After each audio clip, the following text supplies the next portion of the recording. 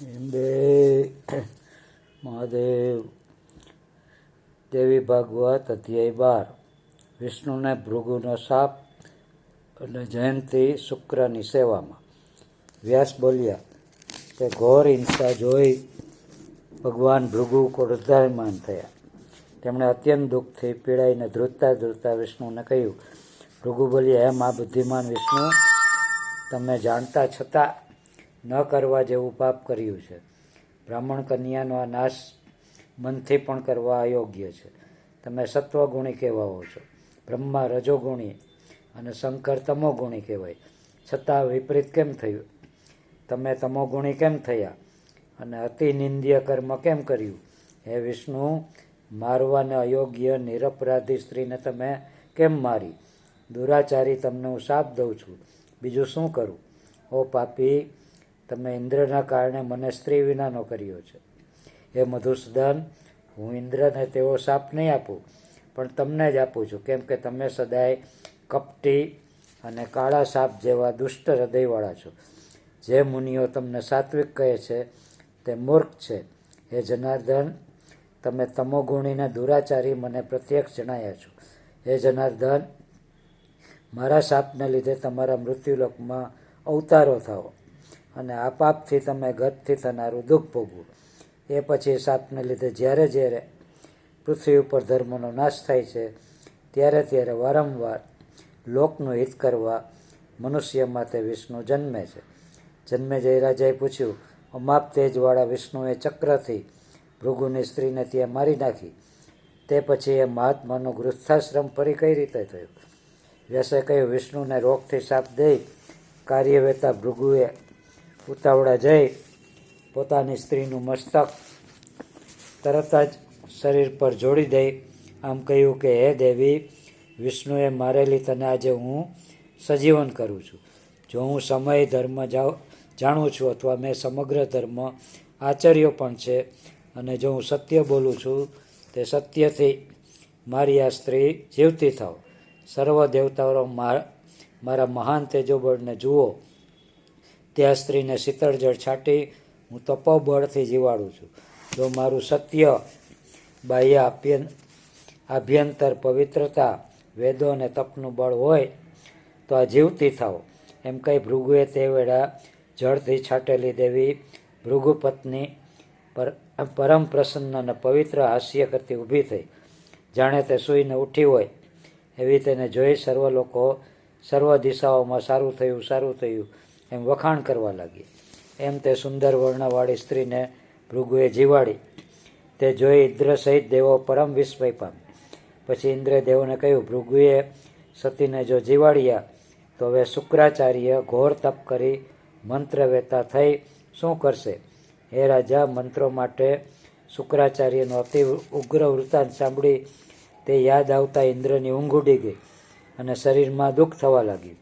તે સમયે ઇન્દ્રે મનથી વિચારી સુંદર અગવાળી પોતાની પુત્રી જયંતી કન્યાને સ્મિતપૂર્વક આ વચન કહ્યું, હે પુત્રી, મેં તને તપસ્વી શુક્રાચાર્યને આપી દીધી છે, માટે સુંદર અંગવાળી તું તેમની સેવા કર અને મારા માટે તેમને વશ કર.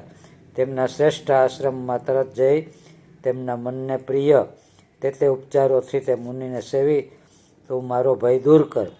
પિતાનું તે વચન સાંભળી તે જયંતી પણ મનને આનંદ ઉપજાવતી એ આશ્રમમાં ગઈ અને વિશાળ નેત્રવાળી તેણે ધૂમપાન કરતા શુક્રાચાર્યને ત્યાં આશ્રમમાં જોઈ. તેમનું શરીર જોઈ પિતાનું વાક્ય યાદ કરી જયંતી તે વેળા કેળનું પાન લઈ તે મુનિને પવન નાખવા લાગી. નિર્મળ, શીતળ, હલકું, સુગંધી જળ લાવી પરમ ભક્તિથી તેને પીવા માટે તૈયાર રાખવા લાગી. સૂર્ય જ્યારે મધ્ય આકાશમાં આવે ત્યારે ધર્મમાં રહેલી તે સુંદરાંગી સતી પોતે વસ્ત્રરૂપી છત્ર વડે તેમના પર છાયા કરવા લાગી. પાકા અને મીઠા દિવ્ય ફળો લાવી મુનિને ખાવા માટે તૈયાર મૂકી રાખવા લાગી. નિત્ય કર્મની પૂર્ણતા માટે અંગૂઠાની તર્જની આંગળી સુધી લાંબાના પોપટ જેવા લીલા દર્ભો તથા પુષ્પો તેમની આગળ મૂકી રાખવા લાગી. નિદ્રા માટે કૂણા પાંદડાવાળી શૈયા તૈયાર કરવા લાગી.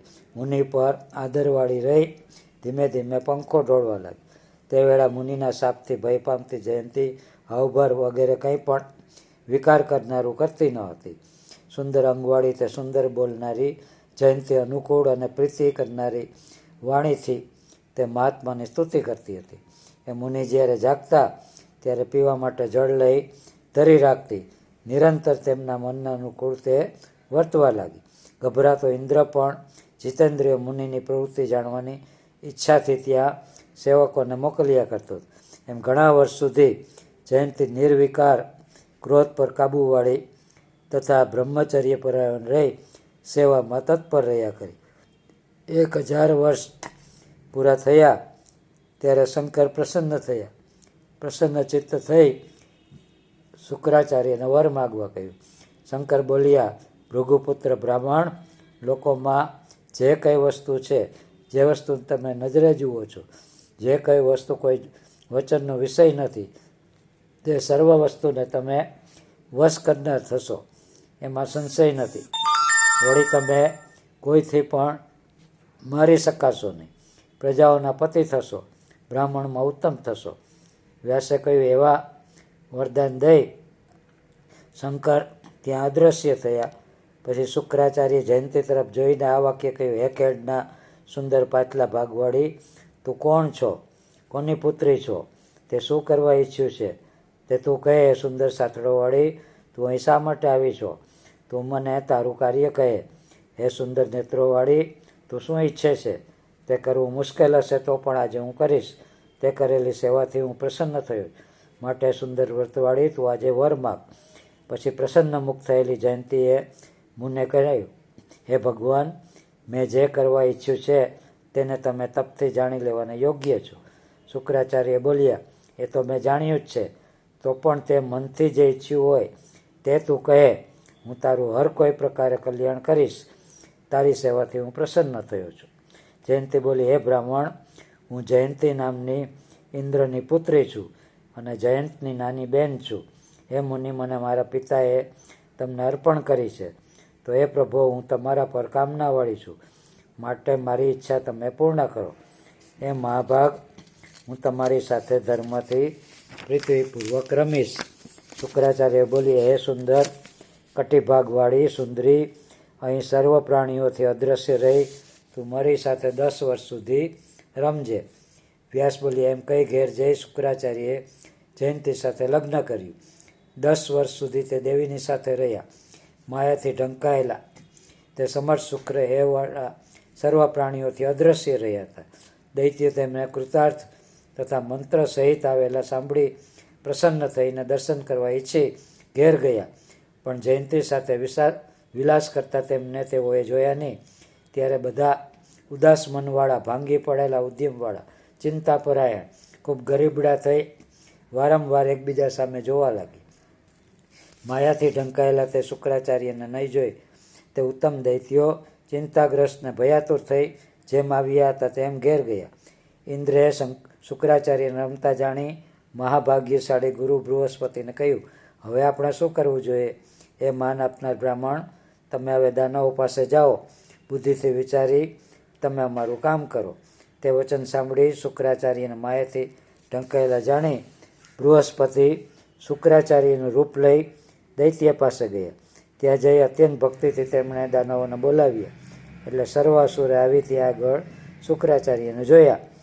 તેમને સાચા શુક્રાચાર્ય માની મોહિત થઈ તે બધા દૈત્યો પ્રણામ કરી ઊભા રહ્યા અને શુક્રાચાર્યનું રૂપ જણાવતી બૃહસ્પતિને માયાને જાણી શક્યા નહીં. ગુપ્ત માયાથી શુક્રાચાર્યના સ્વરૂપધારી બૃહસ્પતિએ તેઓને કહ્યું કે તમે મારા યજમાનો ભલે આવ્યા, હું તમારા હિત માટે આવ્યો છું. મેં મેળવેલી વિદ્યા નિષ્કપટપણે હું તમને જણાવીશ. તમારા કલ્યાણ માટે જ મેં તપથી શંકરને પ્રસન્ન કર્યા છે. તે સાંભળી ઉત્તમ દાનવો પ્રસન્ન ચિત્ત થયા અને ગુરુને સિદ્ધ કરેલી ઈચ્છાવાળી જાણી અત્યંત મોહિત થઈ હર્ષ પામ્યા. તેઓ આનંદયુક્ત નિર્ભય ગભરાટ રહિત થઈ પ્રણામ કરવા લાગી. દેવોનો ભય છોડી નિરાતે રહેવા લાગી. ઇતિ શ્રી દેવી ભાગવત મહાપુરાણ ચતુર્થ સ્કંદ વિશે અધ્યાય 12મો સમાપ્ત. સર્વ મંગલ માંગલ્યે શિવે સર્વાર્થ સાધિકે શરણ્યે ત્રંબકે ગૌરી નારાયણી નમોસ્તુતે સર્વનું માં કલ્યાણ કરો અસ્તુ મંગલ કરે.